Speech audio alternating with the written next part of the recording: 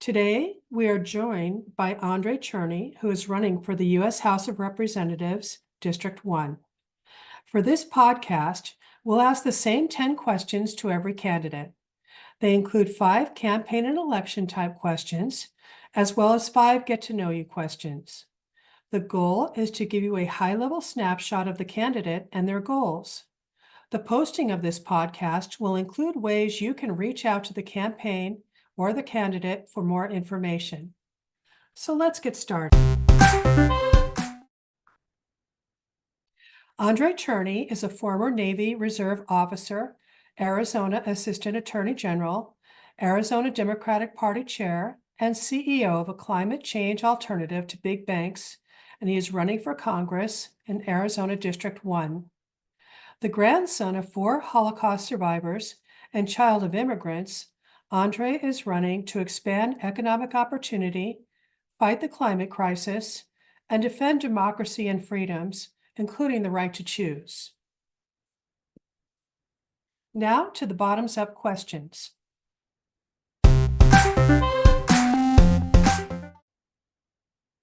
In 5 words, explain why you're running for office. To save our democracy and freedoms and our planet. That may be 6 words. In your opinion, what is the greatest challenge facing people in your district or respective area in 2024 and in the coming years? I think we're seeing the economic issues that are playing out for so many years as something that people are, of course, always going to be focused on. We've seen decades of no growth for people's wages, especially people in the middle class. And I think that feeds into some of these other issues that I also care about greatly. I think it feeds into what's going on with our democracy, with our loss of freedoms like the right to choose and many other freedoms that are on the chopping block. I think when people don't have a sense of hope, they'll turn more deeply to an agenda of hate and be greater targets for people who peddle that kind of agenda. And I think that also fits into what I've worked most of my career on more than any other issue, which is the climate crisis. And the more that continues to bear down on Arizona, we have a chance to make Arizona the solar state and to not only be part of the solution there, but to be creating the kinds of high income, high growth jobs that are going to help revitalize not just our economy and people's lives and the way they're able to afford the basics of a middle class lifestyle, but also to be able to push back on that kind of hate-filled agenda that is so much of what we're facing in 2024.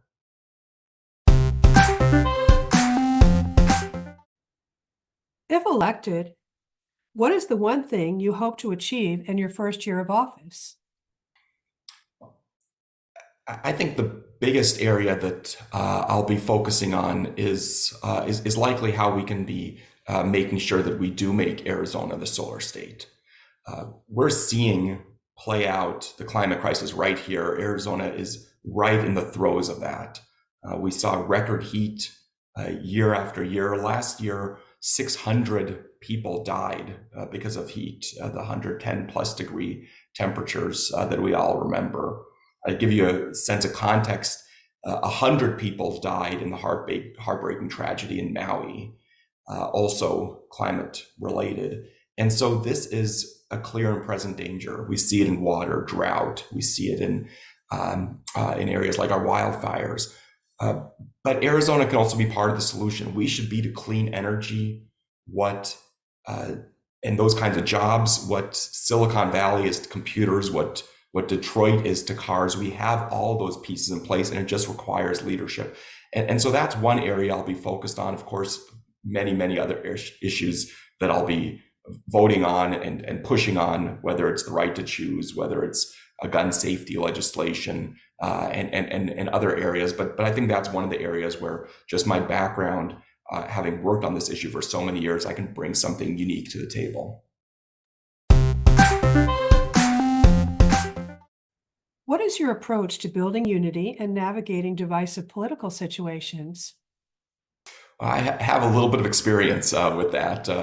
Many chapters, including having been our Arizona State Democratic Party chair, and any of us who have been around the Arizona Democratic Party in LD meetings or in our state party know there's often lots of opinions, and what I've always tried to do in those kinds of situations is see how we can all agree on what our end goal is, what we're trying to achieve, and then work backwards from there.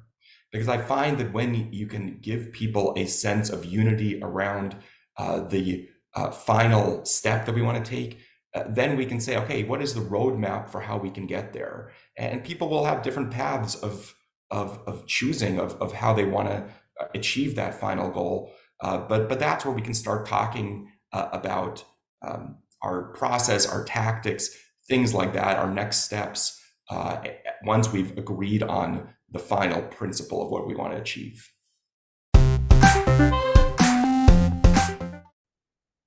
What is the one thing you want people to know about your governing style? I'm running because I think we need big and bold changes. I don't think we're in a moment right now with our democracy on the line, with the American dream feeling like a fantasy to so many people, with the climate crisis and that closing window of opportunity to do something where we can be tinkering around the edges. And so my governing style is really around how we can make big, bold, real change achievable. And part of that is about how we can bring in more voices into our conversations. I think part of the challenge on Capitol Hill and in Congress is that it becomes really insular. And you have the people who control power, not just elected members, but it's all of the folks tugging on their sleeves. It's the corporate interests. It's all these special interests where their voice becomes outsized. I'll give you an example. I worked 15 plus years ago with then law professor Elizabeth Warren on the battle to launch the fight for what became eventually the Consumer Financial Protection Bureau. And it was her and myself and one other person really at the start of that fight. And people didn't believe that we could launch a whole new regulatory agency to go after Wall Street and go after the kind of fraud that was going on there, the kind of misdeeds that we see in the financial industry on a unfortunately too often on a basis that's too often.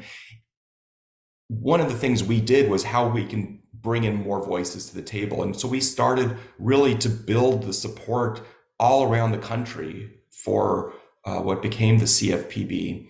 After the Great Recession in 2010, we went up against the largest army of lobbyists ever assembled on Capitol Hill. Wall Street spent millions and millions of dollars on lobbyists and advertising to try to stop this.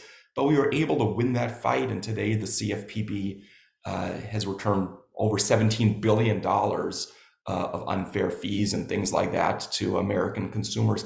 But we did that because we were able to really build that kind of coalition. And I think that's the same type of approach I'd be bringing as a member of Congress.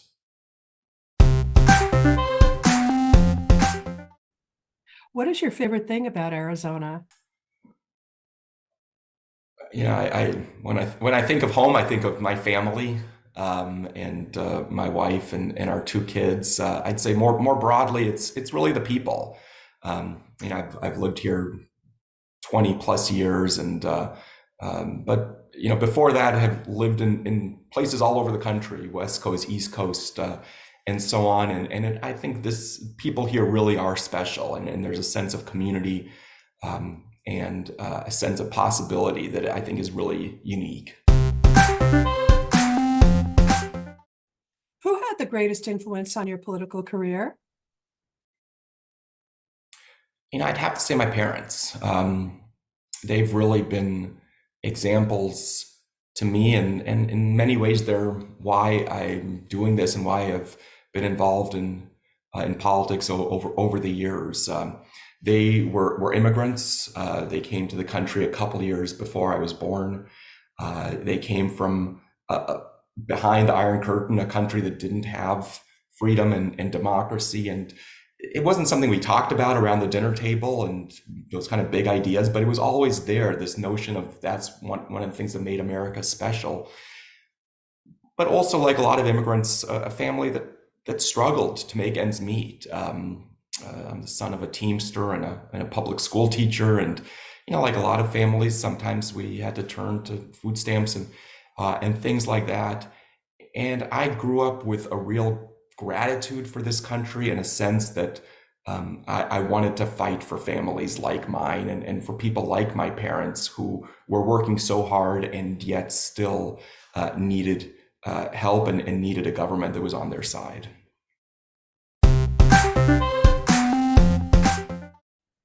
What is something that most people don't know about you, but should? Um,